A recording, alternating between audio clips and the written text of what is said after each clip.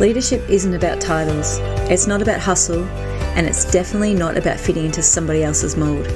Welcome to the Natural Leader podcast, where we break the old rules to build a new kind of leadership, one that's authentic, intuitive, and fully aligned with who you are.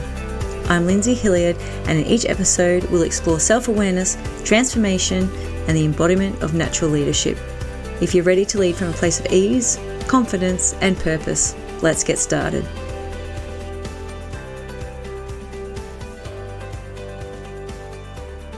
Welcome back to the Natural Leader podcast. I'm Lindsay, and today we're diving into something that so many leaders struggle with, and that is burnout. Because let's be honest, leadership can be exhausting. So whether you're leading a team, running a business, or simply showing up for the people who look to you, the constant demand to be on, make decisions, and push forward can leave you feeling completely drained. But here's what I want to talk about today. It doesn't have to be that way. Leading shouldn't come at the cost of your well-being. You don't have to sacrifice yourself to be an effective leader. And actually, the best leaders are the ones who know how to sustain their energy so they can show up fully for themselves and for others.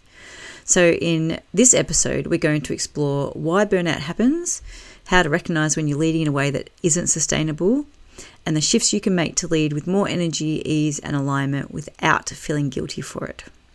So if you've ever felt exhausted, overwhelmed, or like leadership is taking more from you than it's giving back, this episode is for you. So let's dive in. So let's start with the big question. Why does burnout happen, especially for leaders? Well, for a lot of us, it comes down to this idea that more effort equals better leadership.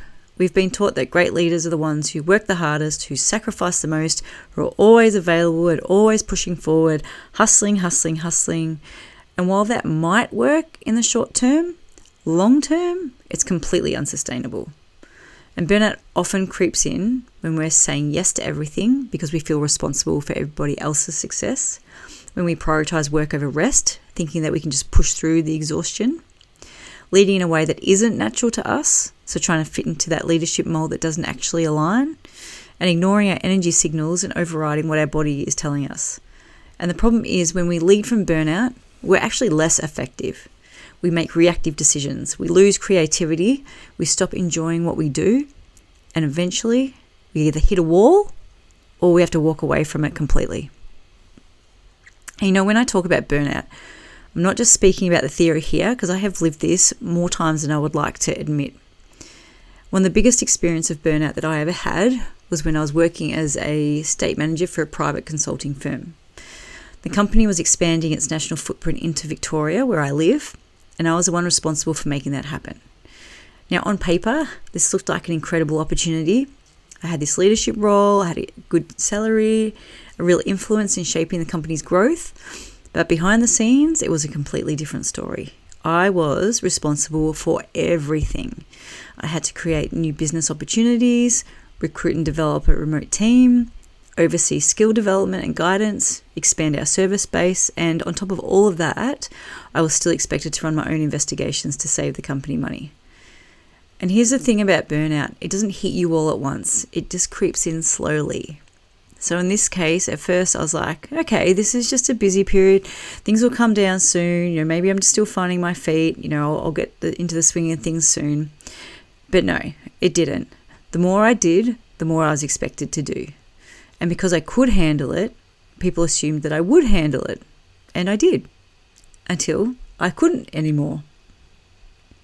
And so the signs were all there, but I ignored them. I wasn't sleeping properly, so I was waking up multiple times a night, my mind constantly racing, thinking about all the things that I had to do, what I hadn't done. My neck was in constant pain. It was so tight that it was absolutely unbearable on some days, and there was nothing I did could relieve it. I was also becoming a pretty shitty mum because work was always the priority. I kept telling myself that I'd make it up to the kids later, but later never came because there was always more work to do. And the worst part, I felt guilty for even wanting to leave this job. I told myself, you should be grateful, you've got a good job, you're getting good money, you're getting good feedback from your clients and the staff, what more do you want? But the truth is that it was literally killing me. So the turning point came when I realized that if I didn't walk away, I wasn't just sacrificing my health, I was sacrificing my happiness, my family, and my own self-worth as well. So one day, I just quit. No backup plan, no job lined up, just this deep knowing that I could not do it anymore. And you know what happened? That very same day, I got a call from a friend looking for people with my skill sets, and I had another job lined up almost immediately. So looking back, I realized that my body was screaming at me to stop long before I actually did. And I just don't want that for anyone else, and none of you. So if you're starting to feel exhausted or overwhelmed, or like you're constantly running just to keep up, this is your sign to pause, to slow down, or even stop if you need to, because your health, your well-being, and your life outside of work, it's not a reasonable sacrifice. Leadership isn't about giving up everything for the sake of a job. It's about leading in a way that actually sustains you or even energizes you. So how do you know if you're leading in a way that's draining you? Here are a couple of signs that you can watch out for. So if no matter how much sleep you get, you're still feeling drained. If you start resenting the people you lead or the work that you used to love. When every little decision feels heavy, like it's too much. When you don't feel excited about what you're doing anymore, it just feels like a job. And when you ignore your own needs because you feel like you don't have time to slow down. So if any of that sounds familiar, it's not a failure on your part, it's just a sign that something needs to shift. Looking back, I can clearly see that I ignored the early signs of burnout for a really long time. My body was telling me I wasn't sleeping properly, my neck was constantly tight and in severe pain, and I was mentally and emotionally exhausted. But instead of listening, I pushed through. And the impact of that is that it showed up in every area of my life. So in my leadership, I was constantly in reactive mode, just trying to stay afloat. I wasn't thinking strategically anymore. I was just doing whatever needed to be done to survive the workload. In my decision making, I was making choices from a place of exhaustion, which meant I wasn't always making the best long-term decisions. I wasn't as present or thoughtful as I could have been because I simply didn't have the capacity. And then in my overall well-being, I became disconnected from my own needs. My family suffered because I was prioritizing work over everything else. And worst of all, I felt trapped, like I had no choice but to keep going, even when my body and mind were breaking down. And that's the thing about burnout. It steals your ability to lead effectively, not just leading others, but leading yourself. You make bad decisions. It makes you feel like you've got no options when in reality you do, but you have to recognize it before it gets to that breaking point. If I had paid attention earlier, I might have been able to set some boundaries, to delegate more, or to have conversations about what I really needed. But instead, I just kept pushing and pushing until the only option left for me was to quit. So, how do you shift out of burnout? How do you lead in a way that actually supports your energy instead of draining it? I've got a few key shifts that you can start making if you're feeling this way. So I would suggest for this part, if you can, grab yourself a pen and paper so you can make yourself some notes as I go through this section. There's a couple of action steps and questions you can ask yourself, which will be really helpful. And this will help to integrate this information rather than just listening to it and dismissing it. Okay, so first up is stop trying to lead like somebody else. One of the biggest reasons leaders burn out is because they're trying to lead in a way that doesn't actually suit them. Maybe you're naturally a more reflective person, but you've been forcing yourself to be high energy all the time. Or maybe you thrive in one-on-one connections, but you've been pressuring yourself to always be the big presence in the room. The truth is you don't have to lead like anybody else. The more you embrace your natural way of leading, the easier and more sustainable it becomes. So here's your action step. Take a moment to reflect. When do you feel most energized in your leadership? What's one small way that you can lean into that more? All right, I'm going to go on to the next one. Obviously, you can just stop this and pause for as long as you need to answer these questions, but I will keep going. So the second thing is to honor your energy patterns. Not everyone thrives on the same schedule. Some people work best in focused sprints, while others do better with steady, consistent pacing. Some leaders need social interaction to feel inspired, while others need quiet time to process their ideas. When you understand how your energy works, you can design your leadership in a way that actually feels good instead of draining to you. Action step: identify one habit in your leadership that drains you. Then ask yourself, how can I shift this to work better for my natural energy?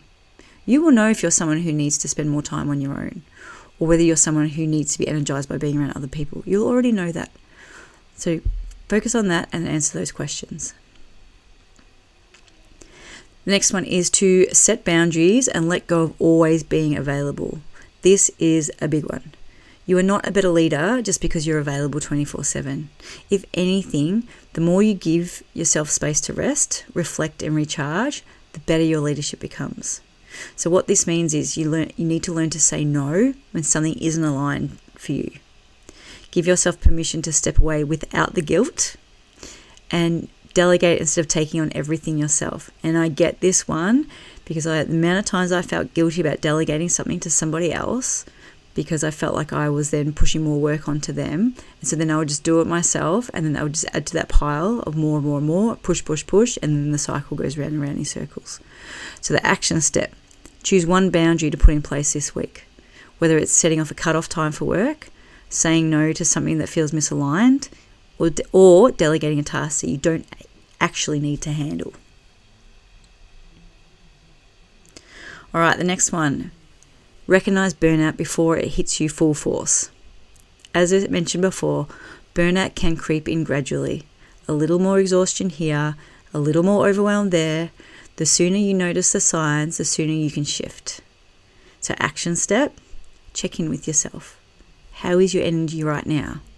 If you're feeling drained, what's one small thing you can do today to recharge? Even if it's doing some breath work, like some deep breaths, just for 1 minute even, a short walk, or giving yourself 10 minutes of quiet time. But make sure you're focused on it and you know what's going on. All right, and the next one, and last one for today: redefine leadership on your own terms. At the end of the day, as we've spoken about already, leadership isn't about proving yourself or sacrificing everything. It's about showing up in a way that's aligned with who you truly are. So your final action step for today: write down your own definition of leadership. What does natural leadership look and feel like for you?